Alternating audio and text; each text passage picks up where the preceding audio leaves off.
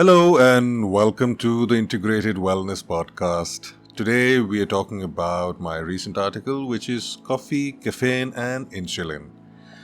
There are a large number of people today who have adopted intermittent fasting as an element of lifestyle change, and among them are a significant number of diabetics, especially the type 2 variant. Now, a fair number of those intermittently fasting tend to drink black coffee as one of the usually recommended beverages while fasting. The question is coffee really a suitable choice while practicing intermittent fasting? Is coffee alright for diabetics? So, given that the average cup of coffee has very few calories and carbs, one would think that the answer to that question would be a really loud yes. But then again, on the other hand, a lot of us are probably aware that coffee contains a large number of bioactive ingredients which include caffeine, chlorogenic acid, cafestol, and more. And arriving at an accurate answer whether coffee is appropriate in the context of intermittent fasting or diabetes might not just be a simple matter of counting calories or measuring carbs. Which brings me to an interesting point. Did you know that the worldwide average annual consumption of coffee is about 4 kilos a year, but those in Finland average 12 kilos a year. That's 3 times. That's quite a bit. And 4 kilos of coffee is anyway quite a lot. Anyway, so before I continue, let's keep in mind that our body's response to insulin is a primary factor in the effectiveness of intermittent fasting. And if you don't understand why, please take a look at my blog. You'll find more articles about this. And it is also very important in the management of type 2 diabetes and the whole context of diabetes. In a nutshell, insulin stimulates glucose uptake, promotes lipogenesis while suppressing lipolysis. So what does that mean? It means that it helps the body use glucose, including the muscles and the liver and all of that. And glucose is, of course, that what carbs are broken down into by the body. Insulin also promotes the creation of fat and discourages the burning of fat. Yes, so insulin plays a role in the amount of fat we have in our bodies. And yes, so after this I am going to share a bit of a connection between coffee and insulin. So looking at the research papers on the subject, I went through quite a few. There appear to be 2 substances in question, coffee and caffeine. Now, on one hand, this might sound a little confusing that, coffee and caffeine, we tend to think of them as a bit, as synonymous, more or less the same thing. But then caffeine is a very separate substance which you'll find in a lot of these energy drinks and all of that. And caffeine is the primary stimulant in coffee, which it is, gives coffee its kick and all of that. So also there are 2 time frames that the research has evaluated, short-term and long-term consumption of each, with both having different outcomes. So what that means is that they've evaluated coffee, that what are the outcomes of drinking coffee and or caffeine in the short term, and what are the outcomes of drinking coffee and or caffeine in the long term. And when it comes to our body, when it comes to the things that we, the way we react and the things that we do, short term and long term can have very different meanings and very different outcomes. So I'll just, because there's so much research on the subject in different contexts, I'm just going to list the findings and then come to a conclusion, okay? And when I talk about coffee, without anything else, just by itself, I'm talking about coffee which includes caffeine. 1. Coffee is associated with lowered risk of type 2 diabetes. It appears to improve fat oxidation in the liver and reduces the risk of steatosis, which is fat accumulation in the liver, and also preserves functional beta cell mass. That means the beta cells, which are the cells in the pancreas that produce insulin, sometimes over a period of time, depending on various factors, they can not be functional or not work to the best of their abilities. So it preserves the functional beta cell mass.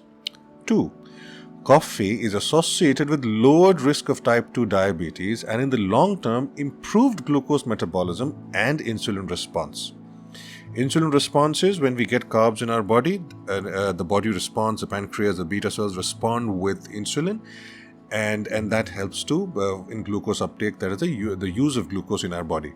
So that insulin response is improved and glucose metabolism, which is the entire context of how glucose is used in the body, also improves with coffee. Now, coffee consumption, this is number 3, coffee consumption over a 24-week period was not associated with any significant effect on insulin sensitivity or insulin resistance, but was associated with modest fat loss. Now, this study was funded by Nestle, so I am tempted, in fact, I will succumb to the temptation of ignoring this one. 4. Caffeine ingestion in the short term reduces insulin sensitivity and might shift glucose homeostasis towards hyperglycemia. Okay, glucose homeostasis means talks about how the body maintains the ideal or the desirable level of glucose in our body and blood and all of that. And there are a number of factors. It's a very complicated thing. And what it says is that caffeine in the short term reduces insulin sensitivity. That means that the amount of work that insulin would do, you require more insulin to do the same amount of work or to achieve the same amount of outcome. And glucose homeostasis, that means the balance of glucose might shift towards hyperglycemia. Hyperglycemia means when there's too much of glucose in the blood. So that doesn't appear to be a good thing. Number 5, caffeine increases blood glucose levels and prolongs a period of high blood glucose. So this is more or less the same thing as the previous one, because one, it increases blood glucose levels, which is hyperglycemia, and prolongs a period of high blood glucose, which means that the insulin isn't working quite as well. So that's more or less the same thing. Number 6, caffeine increases both insulin resistance and beta cell function. Once again, we're saying that the insulin is not as effective, but on the other hand, we're also saying that beta cell function is reduced. My bad. It says it increases beta cell function, which means that beta cells are working harder to produce more insulin, which might then be an outcome of insulin resistance itself. And then we have high coffee consumption in the short term resulted in higher fasting insulin concentrations, which also makes sense because if there is insulin resistance and lower sensitivity and the beta cells are working harder, which means that the insulin the concentrations are going to increase. And then we have acute caffeine ingestion reduces insulin sensitivity in healthy subjects. Once again, we're talking about the same thing. And number 9, coffee is associated with lowered risk of type 2 diabetes. Caffeinated coffee impairs glucose metabolism, but some types of decaffeinated coffee may acutely impair glucose metabolism, but less than caffeine. So what we seem to be saying here, ultimately my conclusion based on all these findings, is that caffeine has undesirable outcomes and coffee has desirable ones. And that seems to be based on that there are many different, like I said, bioactive compounds in coffee. So those benefits might be about those compounds. And caffeine might be the stimulant, but it also doesn't seem to be doing too nice things to the pancreas or to the glucose or to the insulin and so on and so forth. So therefore, shifting to decaffeinated coffee might be therapeutic in the context of both intermittent fasting and type 2 diabetes.